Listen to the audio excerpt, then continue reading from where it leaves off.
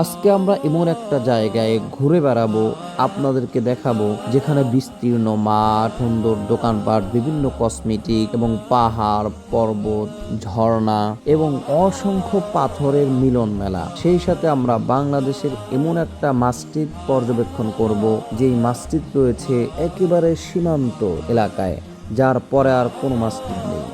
ঝর্ণায় গোসল করার অনুভূতিটা কেমন, বিস্তারিত থাকছে এই ভিডিওতে, তাই শেষ পর্যন্ত দেখুন এবং travels with Tarek Rahman YouTube channel subscribe করে পাশে থাকুন এবং travel with Tarek Rahman Facebook page follow করে পাশে থাকুন।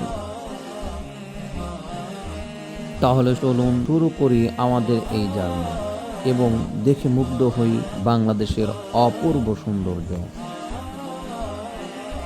আর অবশ্যই কমেন্টে জানাবেন আপনাদের এই ভিডিও কেমন লাগলো।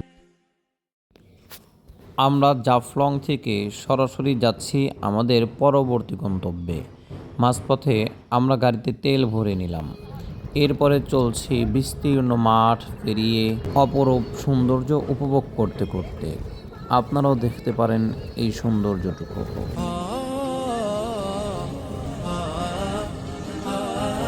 দেখতে দেখতে আমাদের গন্তব্যের খুব নিকটে চলে আসলাম। দেখেই যেন চোখটা জুড়িয়ে যাচ্ছে।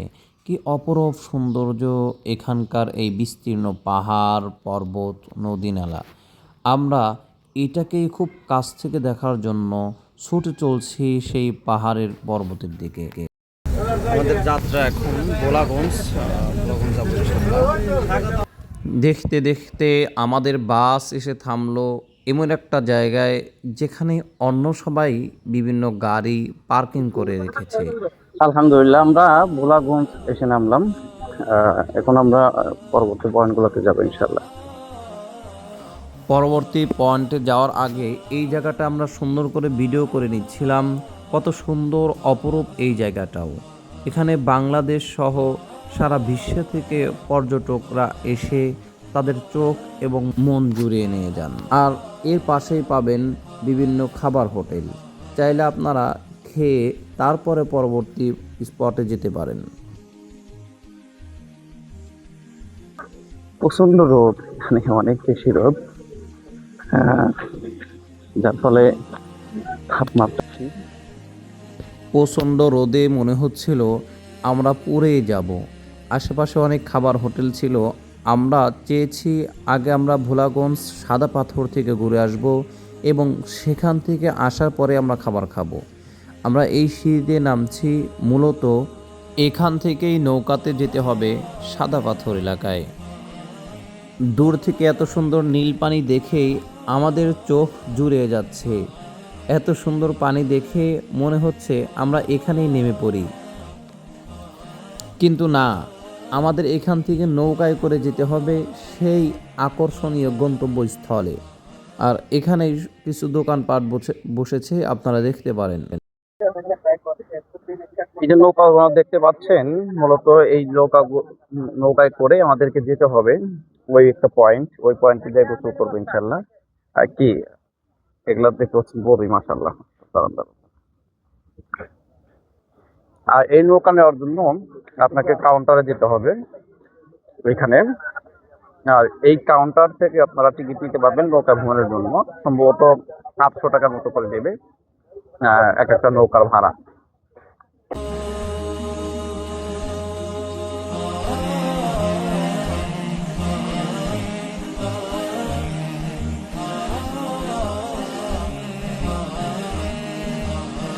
যতই আমরা পর্বতগুলোর কাছে আসছিলাম ততই যেন আমাদের আকর্ষণটা আরও বেড়ে যাচ্ছিল।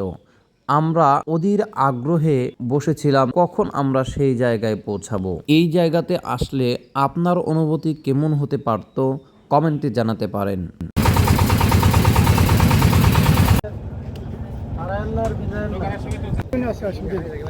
আলহামদুলিল্লাহ, আমরা এখন নামলাম বোরাগঞ্জের যেই পয়েন্ট, এখানে এসে নামলাম পাহাড়।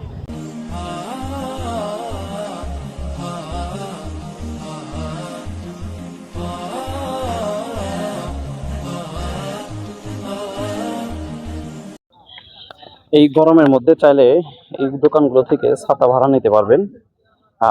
এই দোকানগুলোতে ছাতা কিছু সময়ের জন্য ভাড়া দেয়, তবে রেটটা অনেক বেশি।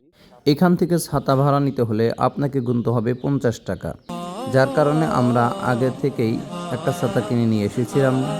আমাদের তিনজনের হাতেই ছিল 3টি ছাতা।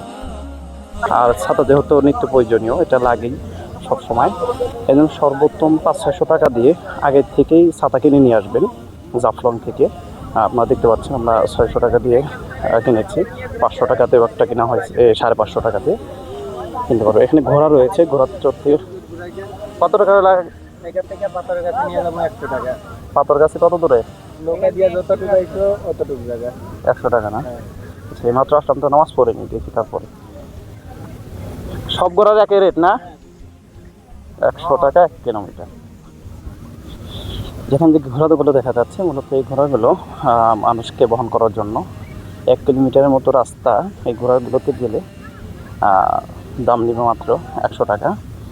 এটা আমার কাছে অন্য জায়গার তুলনায় একটু রেটটা কমই মনে হয়েছে। যেমন কক্সবাজার যখন গিয়েছিলাম, ওরা 200 টাকার নিচে উঠায় না, তারপরেও সর্বোচ্চ হেঁটে গেলে 2 মিনিটের রাস্তা, এরকম এতটুকু জায়গার জন্যই তারা কিন্তু 200 টাকা চেয়ে বসে। কুয়াকাটাতে ওখানে একটু কমই পাওয়া যায়, যেতে পারেন কুয়াকাটা। এই জায়গায় এসে যদি নামাজের সময় হয়ে যায়, আমরা তাহলে নামাজ পড়ারও মসজিদ রয়েছে, আমরা সেদিকে যাব। দেখতে পাচ্ছেন অনেক সুন্দর পাহাড়গুলো, এই পাশে পাহাড়গুলো আরও সুন্দর।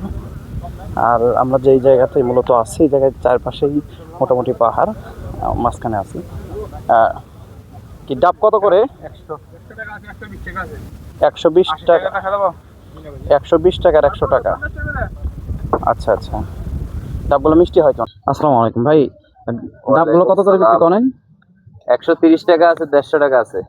মানে এই ছোটগুলো 130? জি। আর আর বড়গুলো হয়েছে 150 টাকা। 150 টাকা। মানে সারা বছর এর আশেপাশেই থাকে? হ্যাঁ, সারা বছরই দাম এরকমই আশেপাশেই থাকে। আচ্ছা, আর একটা কথা, এখানে কিছুদিন আগে সম্ভবত সাদা পাথর লুট হয়ে গেল, তারপরে আছে কিছু সাদা পাথর দেখার মতো? পাথর এখন অনেক আছে। মানে পাথর যারা যেগুলো নিছিল ওগুলো ফিরত আসছে। আবার ফেরত আসছে না, তার মানে এখন দূর থেকে মানুষ আসলে দেখতে পাবে। হ্যাঁ, দেখার মতো খুব সুন্দর জায়গা। আর এই পাশে যে আমরা পাহাড় দেখতে পাচ্ছি, এই পাহাড়গুলো সব পাহাড়ই কি ভারতের মধ্যে নাকি? পাহাড়গুলো সবই এই কাছেরটা ভারতের না? হ্যাঁ, ভারতের। আচ্ছা, আশেপাশে যতগুলো পাহাড় আছে মোটামুটি সবগুলো পাহাড়ি, মোটামুটি বলতে সব পাহাড়ি ভারতের। আর পাহাড়ের কোল ঘেঁষে যে ইটা গেছে, নদীগুলা, হ্যাঁ, এই নদী হলো বাংলাদেশের। সমতল জায়গা যেটা, ওটা বাংলাদেশের। আচ্ছা, নদী হলো বাংলাদেশ। ঠিক আছে, ধন্যবাদ, ভালো থাকবেন। হ্যাঁ, আসসালামু আলাইকুম। ওয়ালাইকুম আসসালাম। এখানে আপনারা কিছু টয়লেটও পেয়ে যাবেন, যেগুলোতে কিছু টাকার বিনিময়ে পুরুষ এবং মহিলাদের জন্য আলাদা আলাদা বাথরুমের ব্যবস্থা রয়েছে।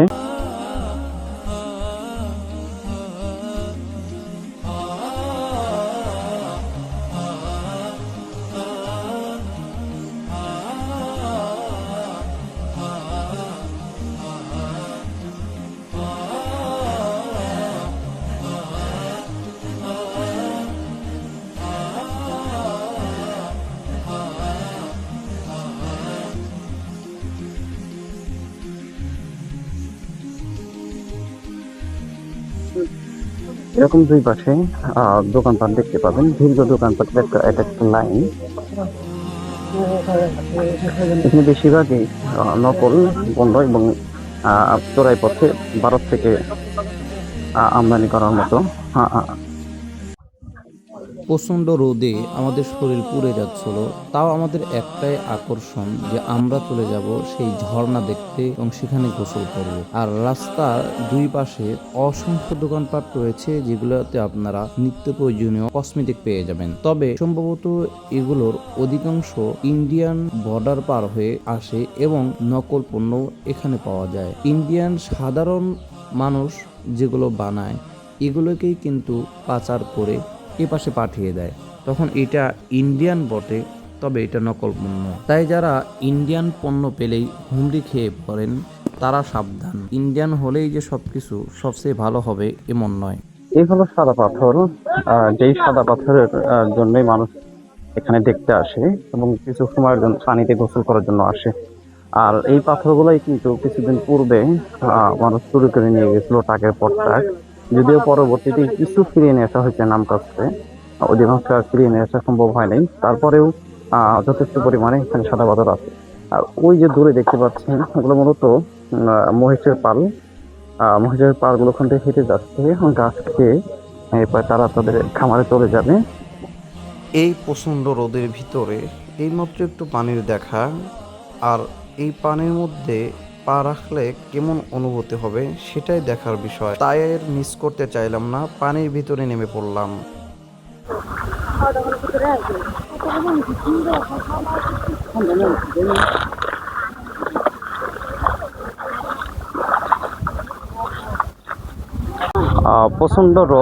প্রচণ্ড রোদের মধ্যে এখানে তারপরেও এই যে আমরা চলে যাব, যেহেতু যে উদ্দেশ্য আসছে একটু কষ্ট হবে স্বাভাবিক। দেখতে পাচ্ছেন পাহাড়, চারিদিকে সেই পাহাড়ের আমরা খুবই কাছে চলে আসছি, কাছের দিকে যাব ইনশাআল্লাহ। আমরা সলাতের জন্য ওপারে যাব। ওপার যাওয়ার জন্য নৌকা লাগবে, আমরা নৌকায় করি ওপার চলে যাবো। এরপরে সলাৎ শেষ করে আমরা গোসল করার জন্য চেষ্টা করব।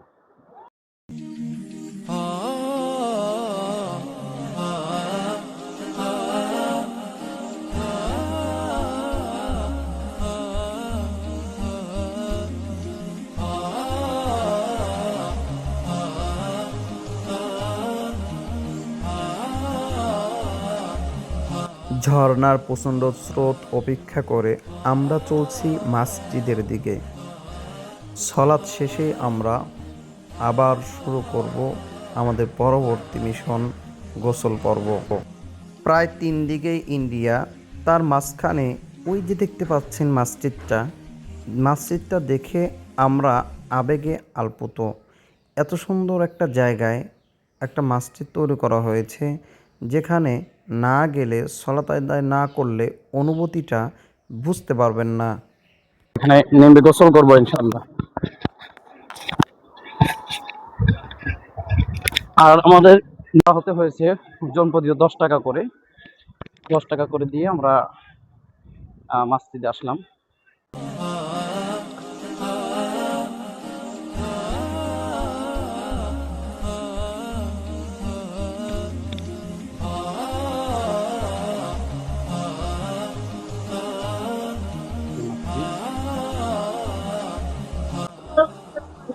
আলহামদুলিল্লাহ, আমরা বাংলাদেশের শেষ সীমানায় যে মসজিদটা, এই মসজিদে সলাত আদায় করলাম।